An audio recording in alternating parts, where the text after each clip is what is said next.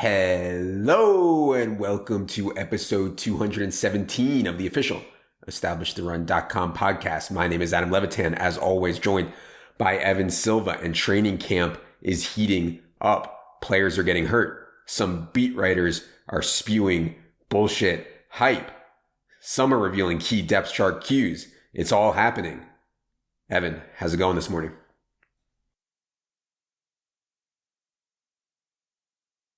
It's going well, man. What's that thing behind you? I know you've been hyping up this new background. That you were going to be setting up like a bookshelf. You kept comparing yourself to Adam Schefter.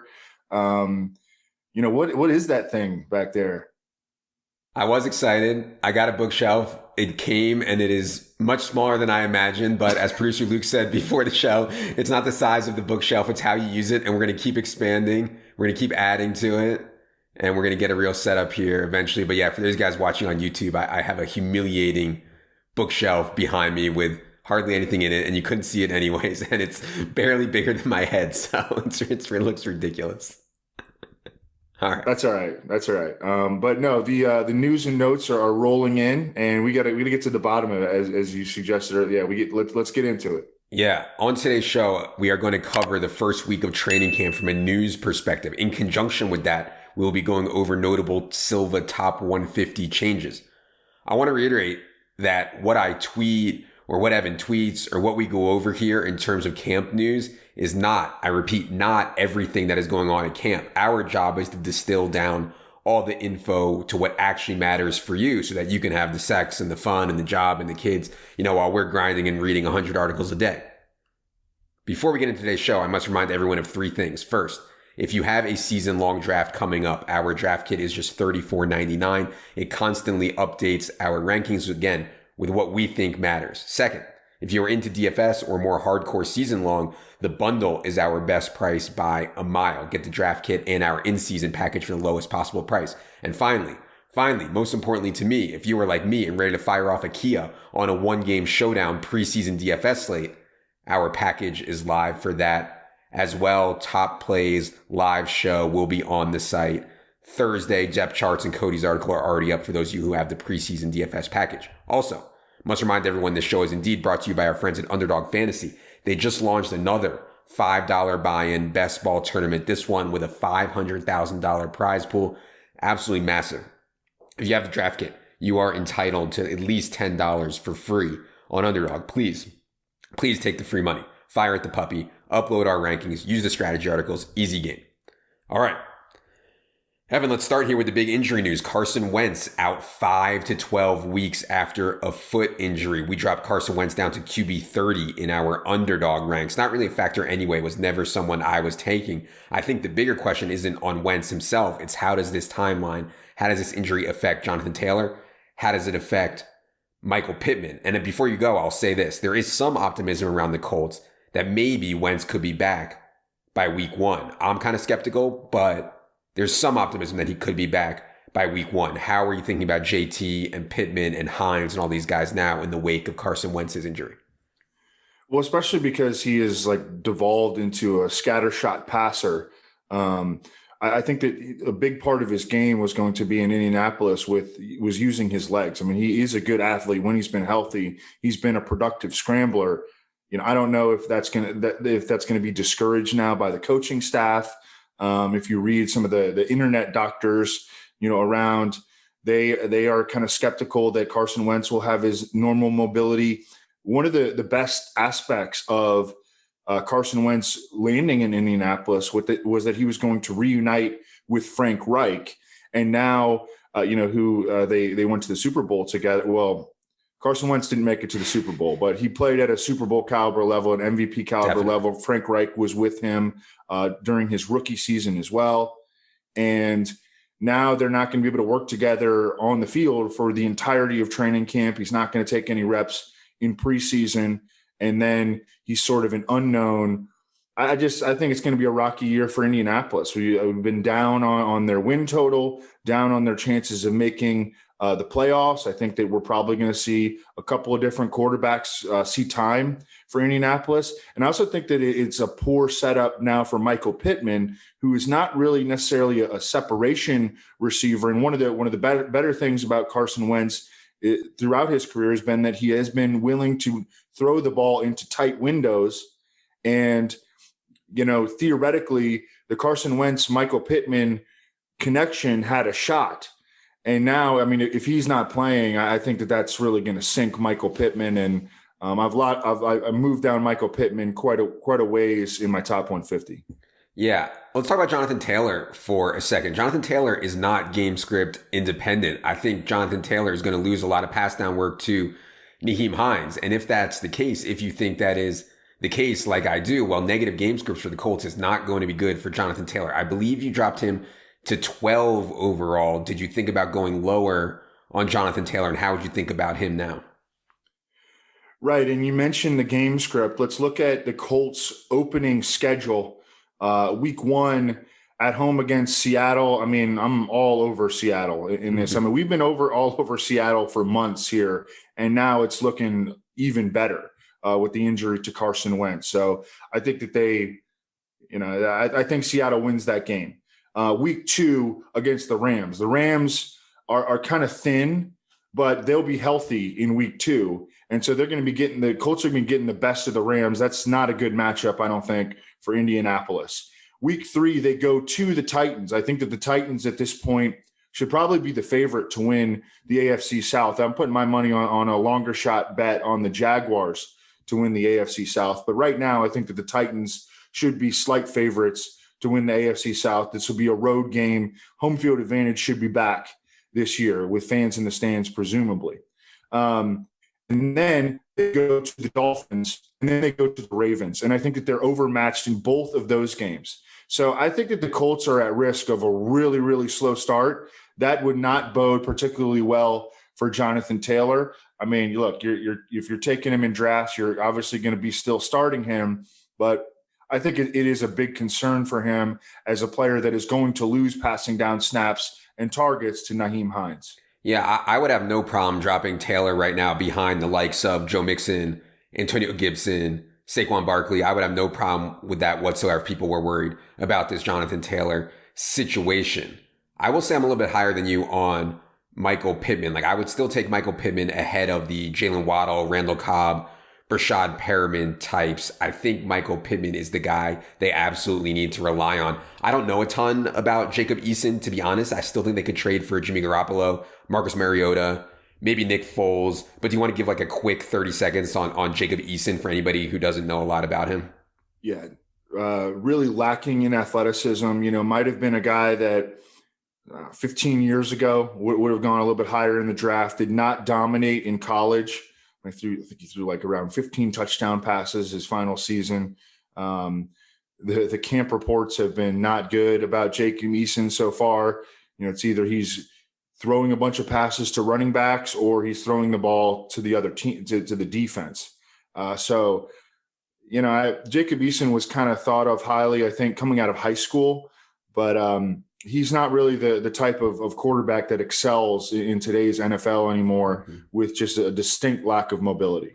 I will say, I mean, Carson Wentz was downright dreadful last year. One of the worst quarterbacks in the NFL. And I'm not saying that to be funny. Literally, one of the worst quarterbacks in the NFL last year was Carson Wentz. Still, obviously, a downgrade to Jacob Eason. I did think that Wentz, with Frank Reich and the Bible narrative back, he was going to play better this year. All right, let's move on to something more exciting. Trey Lance, our boy. I mean, God, we've been on Trey Lance for months. He is climbing hard. Reports out of 49ers camp is that Trey Lance is just running circles around Jimmy Garoppolo. I almost fired on Trey Lance plus 330 to start week 1. Decided to pass because I think it's a little bit closer to 4-1 maybe, but man, plus 330 is definitely getting close. I mean, I don't see how you can have a bear case on Trey Lance in fantasy. Ran for 1,100 yards and 14 touchdowns in his last college season. Kyle Shanahan, the ultimate talent maximizer, gives up the world to get Trey Lance at number 3. He has George Kittle, Brandon Ayuk, Deebo Samuel. He has the league's best schedule, especially in weeks 14 to 17. I mean, if Trey Lance starts anytime in September, I want him on my team. And I think right now, based on what we're hearing from camp, and I'm ignoring all this bullshit from Kyle Shanahan about how Jimmy G is definitely the starter, I think Trey Lance is really likely to start in September.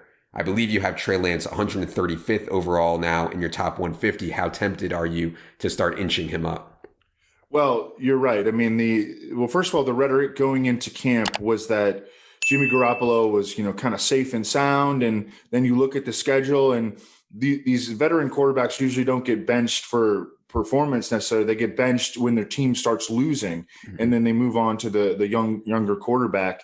And with the soft schedule, I thought that maybe Jimmy Garoppolo would hang in there 6 weeks, but he's already getting outplayed by Trey Lance. You're right. I mean, you could not draw up a more optimal environment to drop a rookie quarterback into than what Trey Lance is going to be getting. I mean, and Kyle Shanahan has been through this with RG3 and didn't have nearly, remotely the supporting cast that the 49ers can trot out, at this point. So, yeah, I'm going to make another move. I made a move up a little bit before training camp on Trey Lance to get him to quarterback 17 and 135 overall. He's going to move up above the the standard pocket passers, Baker Mayfield, Matthew Stafford, all those guys, and probably into the quarterback 12 range. I'm going to do a bunch of updates today.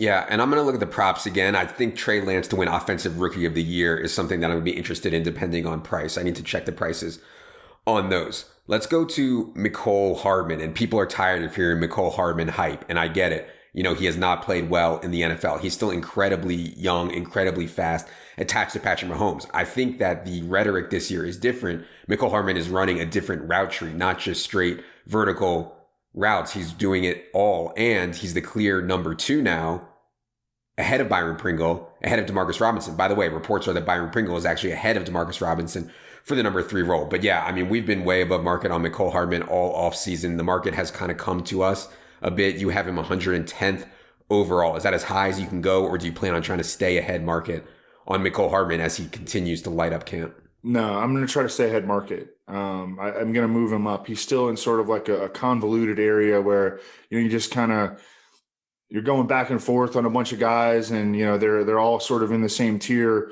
But I don't think I'm going back and forth on anymore. I think on Mecole Hardman anymore. I think that he is a guy that we want to be above market on and stay above market on. Mm-hmm. I understand that he was raw and underdeveloped coming out of college, and he was really, really young. He just turned 23. I mean, there's a bunch of Devonta. He's like, about the same age as Devonta Smith. So I think that some of his early career struggles, his ups and downs are forgivable. And I mean, again, it's a similar situation almost to Clyde Edwards-Helaire, who of course is going, 10 rounds ahead of Mecole Hardman almost. You're betting on the offense around him to support him. And, I think, and there are, because the target distribution is very narrow in Kansas City with Tyreek Hill and Travis Kelce atop, what if one of those guys goes down? Then we're really talking about a massive, potentially like, fringe wide receiver 1, wide receiver 2 sort of upside for Mecole Hardman. And I think that if he maintains this role, he can come out the gate being like a wide receiver 3/4/flex option just to begin the season. So, I want to stay above market on Mecole Hardman.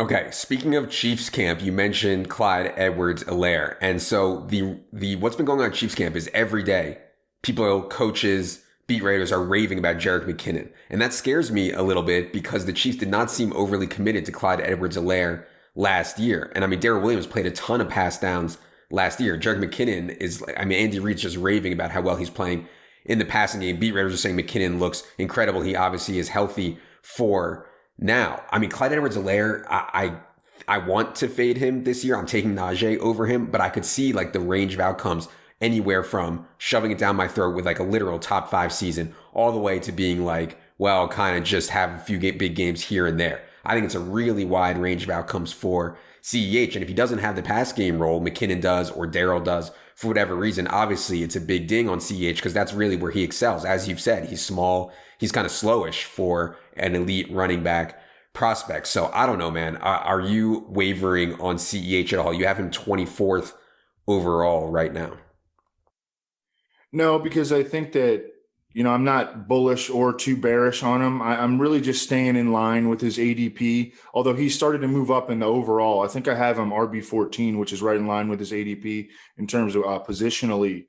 But in the top 150, yeah, I think he's starting to creep up a little bit higher than where I have him. So, no, I feel pretty comfortable about him. But I share your concerns. Jerick McKinnon, of course, is a dude that's going to look really good, before the pads come on, because he is such a superb natural athlete. But I'm with you, like in terms of his. There are like emerging playing time challenges. Last year, in the Super Bowl, and Clyde Edwards-Helaire was a little bit banged up at the time, but Darrell Williams played 55% of the snaps. Clyde Edwards-Helaire only played 45%. Mm-hmm. And now you have McKinnon. And, Darwin Thompson is still there. And Darwin Thompson is probably just going to be a special teamer. But adding another guy into the mix in terms of McKinnon, no, I'm just gonna hold steady on where I have Clyde Edwards-Helaire. Yeah, one point that Herzig brought up is that Clyde Edwards-Helaire is a better pick in these really top-heavy season-long and best ball tournaments, right? Where you need to beat like 100,000 other people, because Clyde Edwards-Helaire's range is really, really high. His floor, I think, is lower than some of the other guys that are going in round 2. So if I was in a normal season-long league, I think passing on Helaire in favor of somebody like Najee makes a lot of sense. Let's go to Broncos camp. These Courtland Sutton knee issues, man. You saw the film. I'm sure if you were on Twitter, you saw the highlight of him kind of limping around a bit out there, not looking confident on his knee. Just looks like he doesn't trust it. I mean, as I've said, I prefer Jerry Jeudy anyways. Thought Jerry Jeudy was better natural talent. Jerry Jeudy, better athlete. Jerry Jeudy, better route runner. And Jerry Jeudy, most importantly, not coming off of an ACL tear. You have dumped Courtland Sutton from your wide receiver 34 down to your wide receiver 45 in the latest update. I think Courtland Sutton is going to be a pretty good fade here for a lot of reasons, but go ahead on why you dumped him down 11 spots. Yeah, and I had Jeudy ahead of him all along as well. And it's not just the knee. I think that he is also not a great fit for Teddy Bridgewater.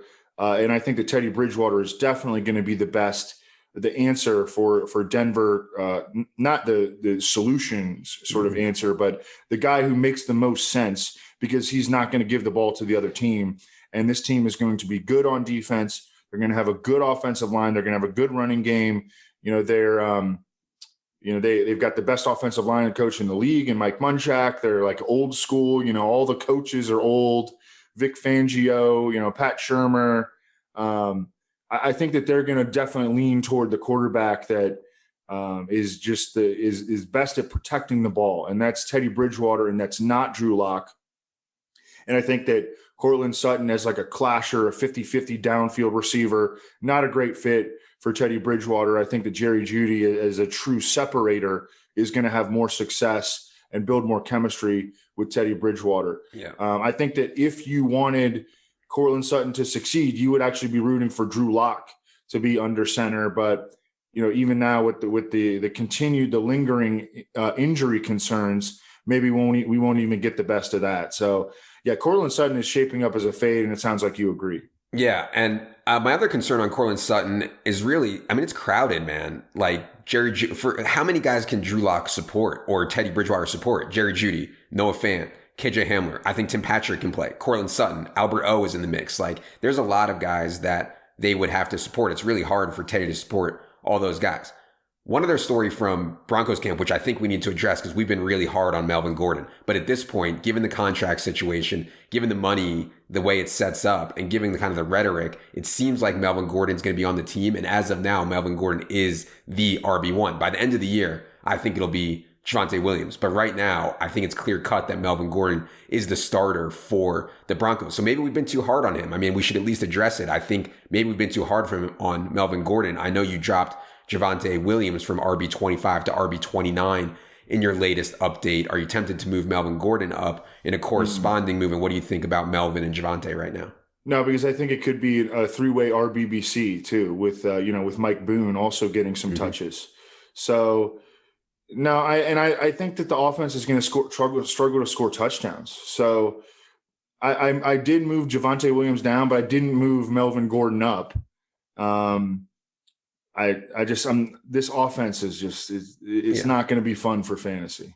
I mean, it's hard to do, and this is why like projections are different than rankings, and rankings for different formats are different. I mean, Javonte Williams may not be too usable or too exciting in September and October, but by the time November and December comes around, I'm confident you're going to want Javonte Williams. So it's, it's something for sure, and we're going to talk about that more with the Gabe Davis, Manny Sanders situation here in a minute. And by the way, Melvin Gordon got outplayed by like a banged up Phillip Lindsay last year. Mm-hmm. So, we weren't too hard on him. We were right the whole time. When I suggested that Melvin Gordon might get cut, I was wrong about that. But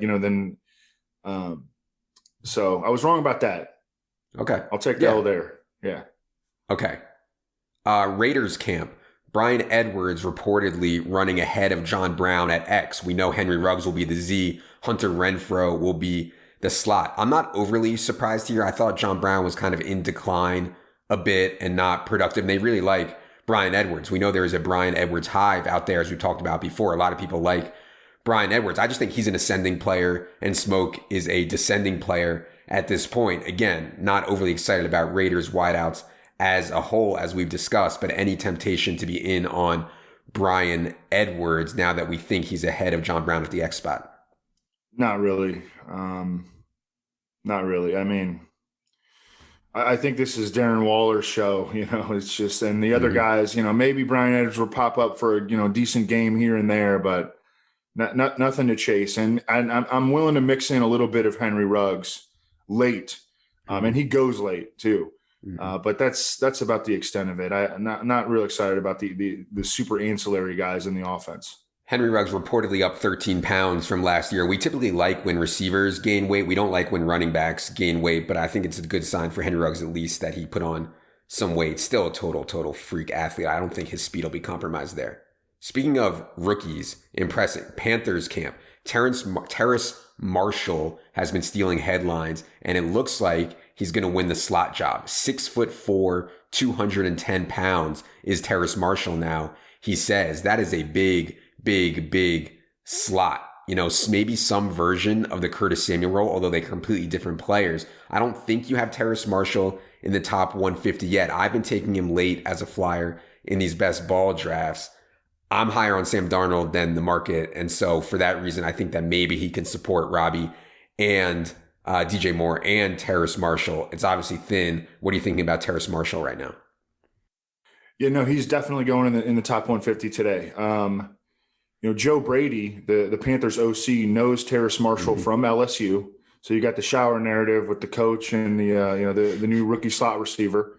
And also Terrace Marshall did quite a bit of what Justin Jefferson did his final season at LSU, playing in the slot. So, Joe Brady has seen that in action.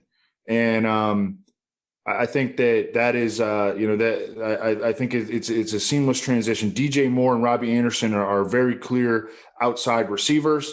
Terrace Marshall jumps right into the slot. Haven't really heard anything from David Moore, who they gave a little two-year deal to in free agency. Sounds like he's getting lapped by Terrace Marshall. Yeah.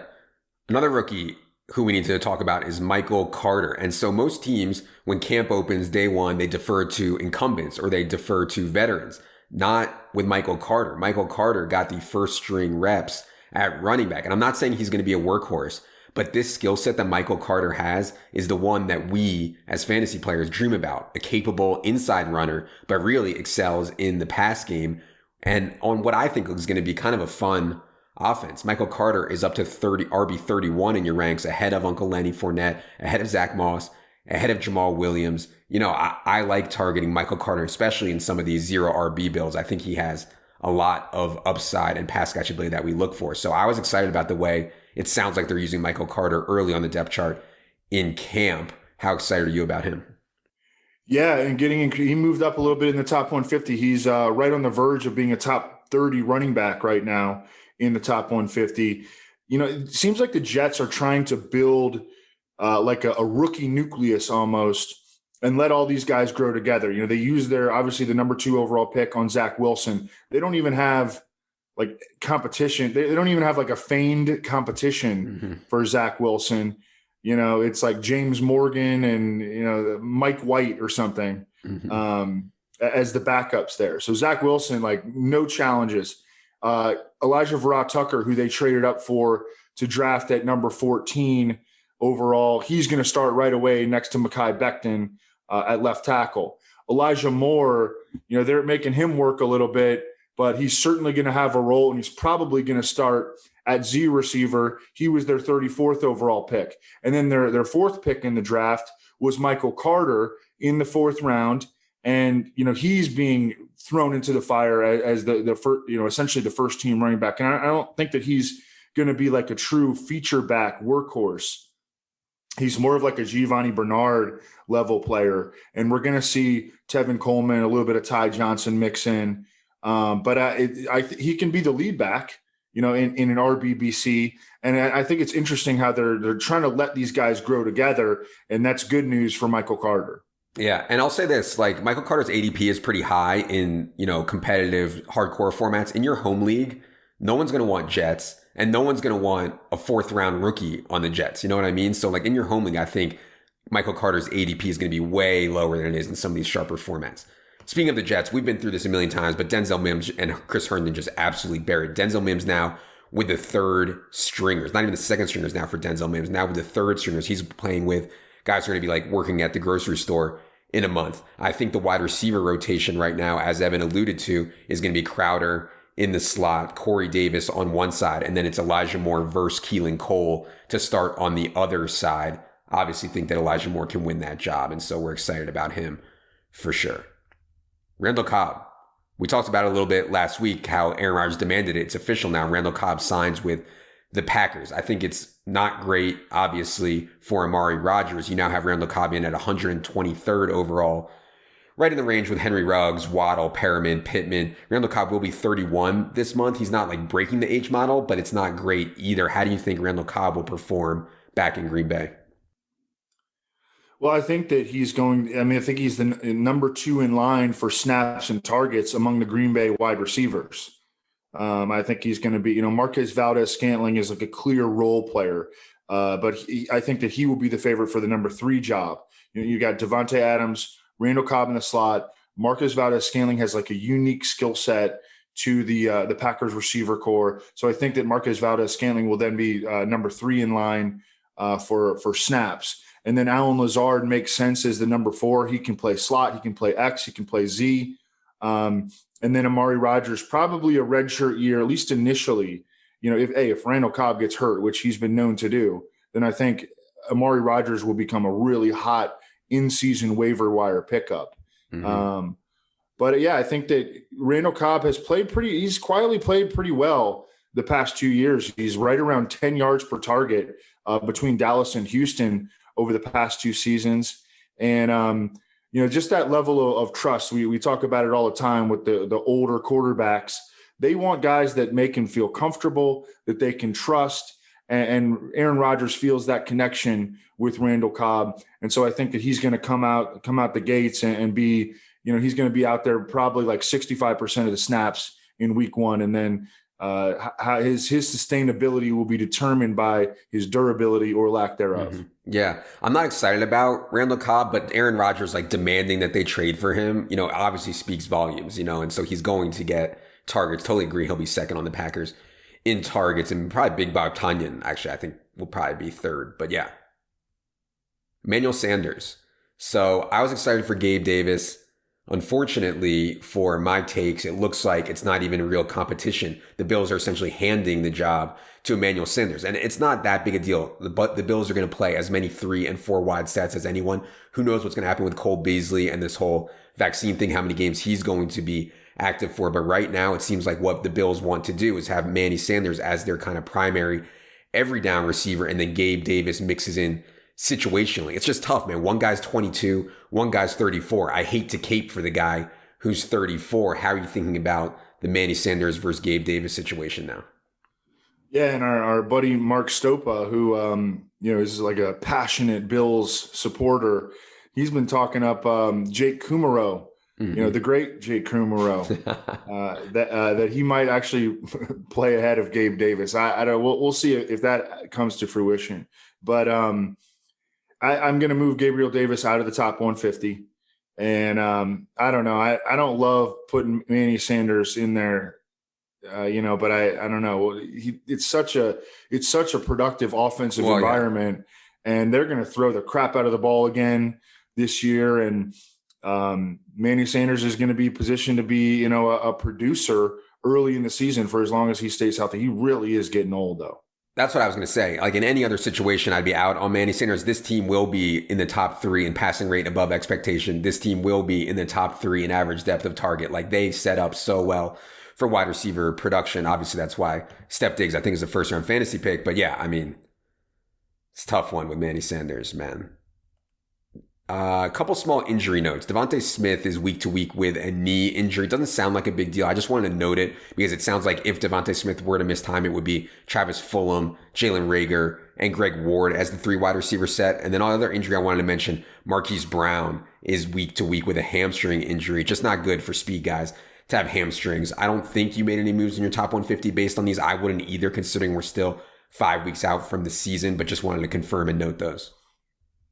It did stand out to me how many Eagles beat reporters tweeted no concern about Devonta Smith's injury. Like, oh, you're a rookie that you just traded up into the top 10 for is going to miss all of training camp, with his kind of like raw and sort of inaccurate quarterback that they need to be, really getting on the same page probably, and probably not going to see a single preseason rep.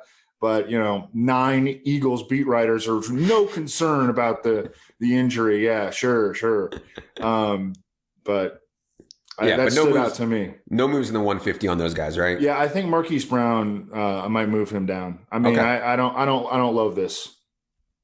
Speaking of injuries and guys getting healthy, Rashaad Penny, former first-round pick, egregious first-round pick by the Seahawks, but regardless of first-round pick, he's finally back healthy. I've been using a lot of last round picks on Rashaad Penny, former first round pick. As I said, Chris Carson hasn't exactly been the picture of health. You move Rashaad Penny into the top 150 at 140th overall. I don't think he has much standalone value, maybe a smidge, but if Chris Carson were to get hurt, I think Rashaad Penny would move in to the feature role. How are you thinking about him right now?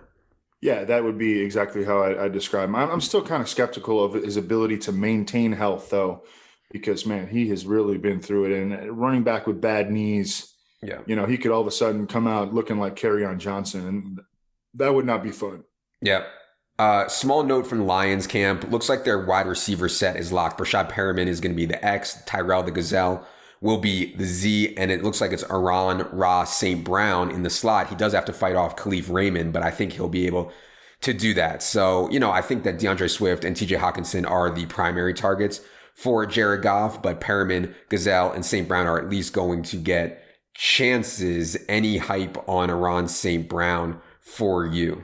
Amon St. Brown. Sorry. Yeah. No, this is kind of how I expected it to go. Amon St. Brown in the slot and Tyrell Williams and Rashad Perriman on the outside. Hawkinson, I think, is the guy to get here, and a little bit of DeAndre Swift, although I think that Leone and I are both below ADP on DeAndre Swift, but those are going to be the guys catching passes. Tarik Cohen's knee remains an issue, and he's had some off-field issues, and then he's also had this really bad ACL tear, which I don't know, man. He wasn't right at OTAs. He's still not right at training camp. And as I've said before, Damian Williams took a year off. He should be fresh, and I think Damian Williams can play, and so I've taken Damian Williams up. Definitely taking him in some builds where I need a running back late as well. What do you think about the Bears running back situation right now with Tarik Cohen kind of seemingly still hobbled? Yeah, and I mean, Tarik Cohen stinks too. I mean, so like, don't be drafting Tarik Cohen. I mean, and I think that we can sort of, I don't want to say cancel him out, but we can definitely downgrade him as it pertains to David Montgomery being a huge threat to David Montgomery. I think that at this point it's possible that Damian Williams is more of a threat to David Montgomery.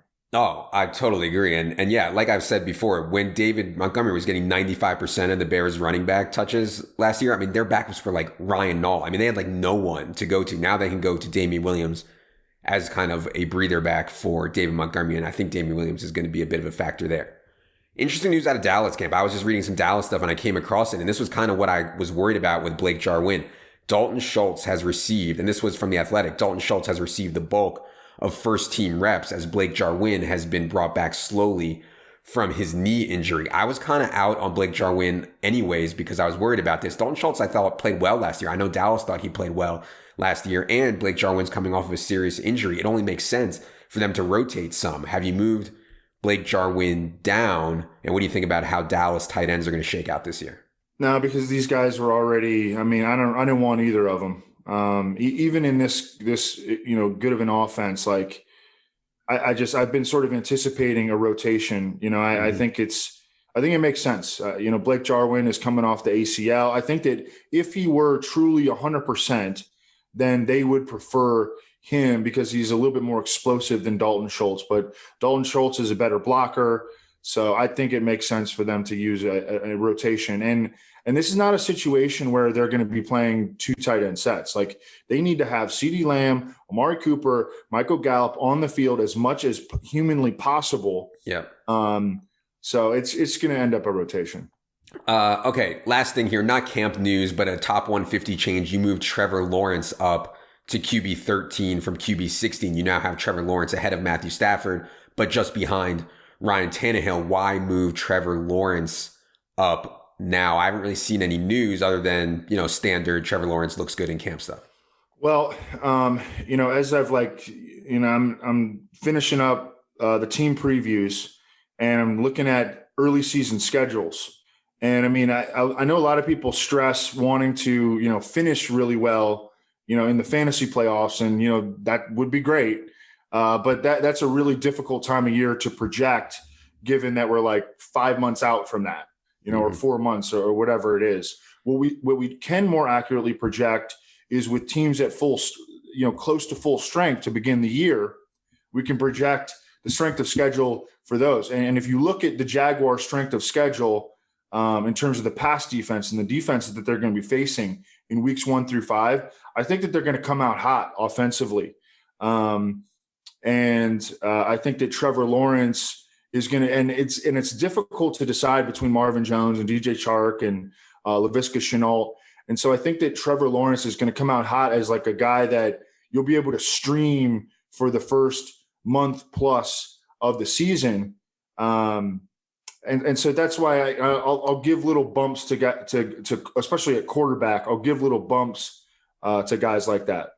First 5 games for the Jaguars: Texans, Broncos, Cardinals, Bengals, Titans. Certainly a very soft start for Trevor Lawrence's first 5 NFL Broncos games. Are the only ones in there that you're worried about. I think the other ones, all 4 of the other ones look real good.